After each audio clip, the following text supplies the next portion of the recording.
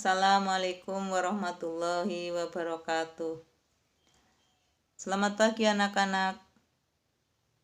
Perkenalkan, nama saya Ibu Putik Ina Sholati, biasa dipanggil Bu Putik. Ibu mengampu mata pelajaran Bahasa Indonesia kelas 3 tingkat MTS SMP. Pada kesempatan ini, Ibu akan menyampaikan materi tentang pidato persuasif.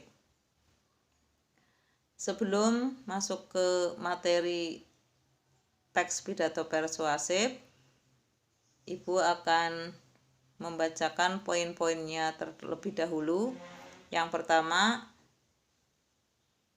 tentang pengertian teks pidato persuasif.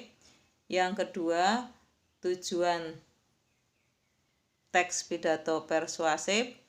Yang ketiga, jenis-jenis atau metode teks pidato persuasif. Yang keempat, struktur teks pidato persuasif.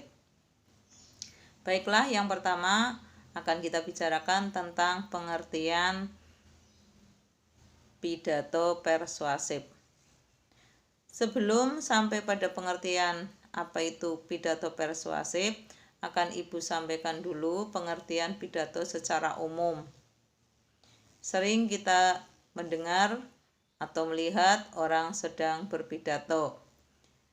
Jadi pengertian pidato secara umum adalah seseorang yang berbicara di depan orang banyak atau masyarakat atau khalayak ramai untuk menyampaikan ide atau gagasan atau permasalahannya. Sedangkan kalau pidato persuasif itu pengertiannya adalah pidato yang bertujuan mengajak atau mempengaruhi seseorang. Jadi dalam pidato teks persuasif, seseorang yang berbicara di depan orang banyak tetapi memiliki tujuan mempengaruhi pendengar atau mengajak pendengar. Menginjak poin yang kedua, yaitu tentang tujuan pidato persuasif.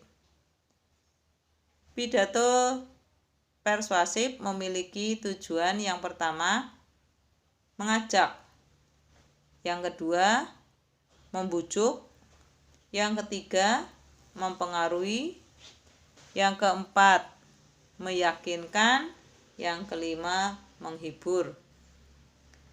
Kemudian poin yang ketiga yaitu tentang jenis atau metode teks persuasif, pidato persuasif. Jenis atau metode teks pidato persuasif yang pertama adalah impromptu.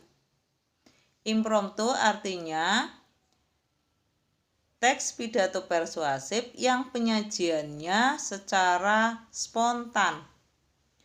Kalau secara spontan berarti orang yang ditugasi untuk berpidato itu tidak ada persiapan sama sekali. Jadi serta-merta seketika itu orang tersebut harus menyampaikan sesuatu tanpa ada persiapan. Jenis yang kedua, memoriter. Memoriter itu teks naskah pidato yang dihafalkan. Artinya, si pembawa pidato itu sudah menyiapkan naskah sebelumnya, kemudian dihafalkan. Jadi susunannya akan sistematis karena sudah ada persiapan sebelumnya. Kemudian jenis atau metode yang ketiga yaitu menggunakan naskah. Di sini menggunakan naskah berarti si pembawa pidato membacakan pidatonya, membawakan pidatonya dengan melihat teks. Jadi membaca teks yang sudah dipersiapkan. Kemudian jenis yang keempat yaitu ekstemporan. Ekstemporan itu jenis atau metode pidato dengan konsep menggunakan garis besar atau semacam kerangka karangan lah. Garis besar itu bisa juga poin-poin yang pentingnya saja, sehingga si pembawa pidato itu akan menguraikan dengan sendirinya. Kemudian pembahasan yang terakhir adalah tentang struktur teks pidato persuasif. Struktur teks pidato persuasif itu ada 3. Yang pertama itu pembukaan, yang kedua isi pidato, yang ketiga penutup pidato. Yang pertama, pembukaan pidato itu dibagi lagi menjadi 3 bagian. Yang pertama adalah salam pembuka, yang kedua sapaan hormat, yang ketiga ucapan syukur. Untuk pembuka yang pertama yaitu salam pembuka, biasanya kita menuliskan kalimat Assalamualaikum warahmatullahi wabarakatuh dan mukodimah karena kita sebagai orang Islam. Atau mungkin tidak menggunakan itu, tapi menggunakan kata selamat pagi, selamat siang, selamat malam, dan sebagainya. Kemudian pada bagian pembuka yang kedua yaitu sapaan hormat. Sapaan hormat itu ditujukan kepada si pendengar yang hadir pada forum tersebut. Kita bisa melihat atau bahkan kalau kita mau berpidato, kita harus tahu pendengarnya itu siapa saja, kedudukannya itu apa, pangkatnya apa, dapat pengaruh atau memiliki pengaruh atau tidak. Yang dimaksud Ibu bahwa misalkan sebagai contoh kita akan menyampaikan pidato di sekolahan. Nah, di sekolahan itu kan yang tertinggi jabatannya kepala sekolah. Jadi pada saat kita menyapa Bapak Kepala Sekolah, kita menggunakan kata ter di depannya. Misalkan yang terhormat Bapak titik-titik. Kemudian di bawahnya disambung yang kami hormati Bapak Ibu Guru, yang kami hormati staf karyawan, dan yang berbahagia teman-teman atau adik-adik. Jadi itu yang dikatakan sapaan hormat. Kemudian pada bagian pembuka yang ketiga yaitu ucapan syukur. Yang pasti pada saat kita melaksanakan kegiatan tersebut, pastinya kita diberi kesehatan, kita diberi tempat yang bisa mendukung adanya kegiatan itu.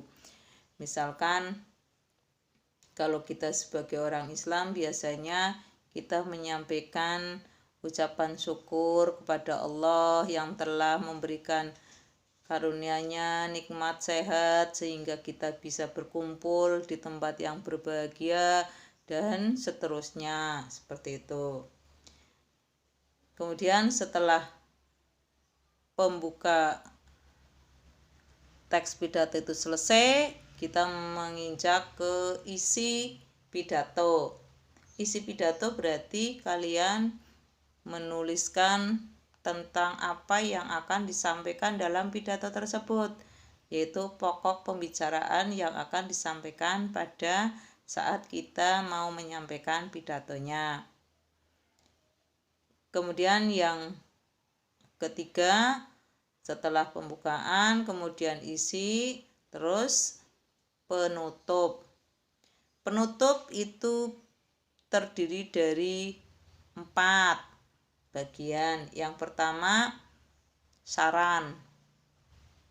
Saran bisa diisi bahwa si pembawa pidato memberikan saran-saran yang terbaik, mungkin tentang kekurangan pelaksanaan acara tersebut.